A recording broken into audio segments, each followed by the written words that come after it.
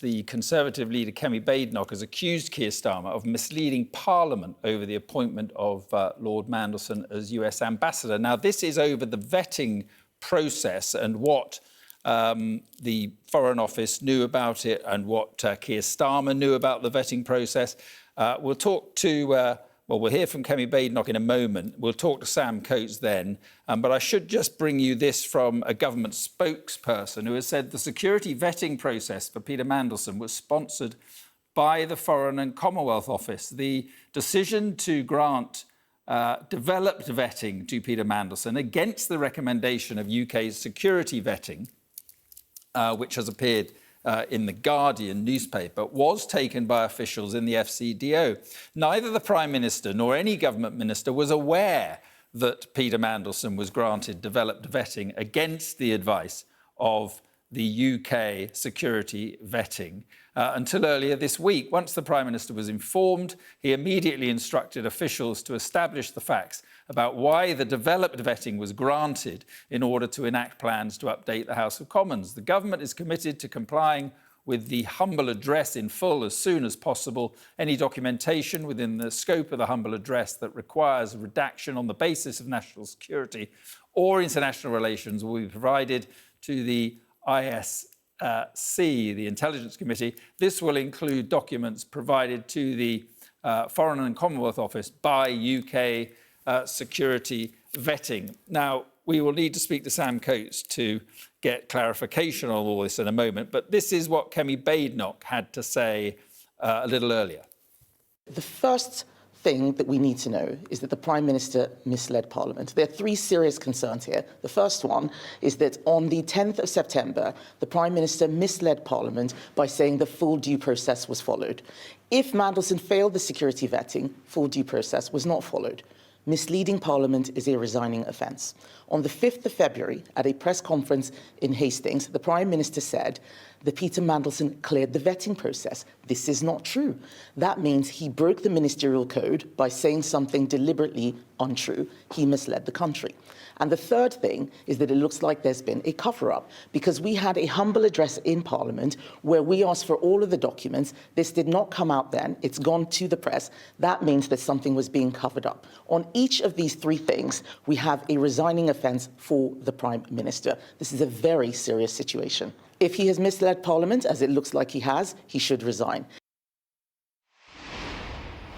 So, as promised, here's our Deputy Political Editor, Sam Coates. Evening, Sam. So it is complicated, but essentially, the Prime Minister seems to be saying, I knew nothing. Keir Starmer is facing an unexpected and serious challenge about the biggest scandal of his time in office, the Peter Mandelson affair. Keir Starmer defended his actions over the appointment of Peter Mandelson by saying that Peter Mandelson was security cleared when he sent him to Washington to do that job. Listen to him say that this year on February the 5th.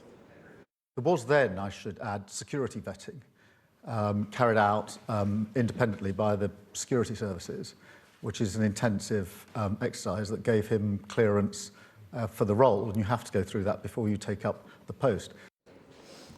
But in the last few minutes, the Cabinet Office has confirmed that that is wrong. In a statement just released, a government spokesman says the decision to grant developed vetting to Peter Mandelson against the recommendation of the UK security vetting was taken by officials in the FCDO. Keywords: against the recommendation of the security vetting organisation. In the last hour, Kemi Badenoch, Richard Tice and Ed Davey have all said that if Keir Starmer misled on that point, he should resign. That is a significant charge for the Prime Minister. He is in a deep amount of trouble. The statement goes on. Neither the Prime Minister nor any government minister was aware that Peter Mandelson was granted developed vetting against the advice of UK security vetting until earlier this week. So the Prime Minister is claiming, his defence is, even though he went out there and claimed that Peter Mandelson had developed vetting, he didn't know. He wasn't aware that he didn't have it. One of the big features of the Peter Mandelson affair is the accusation that the Prime Minister conducted a hear no evil, see no evil approach to Peter Mandelson, who had a long-standing, well-known association with the paedophile Jeffrey Epstein and continued a relationship with him after the point where he was convicted in a US court for relations with a minor.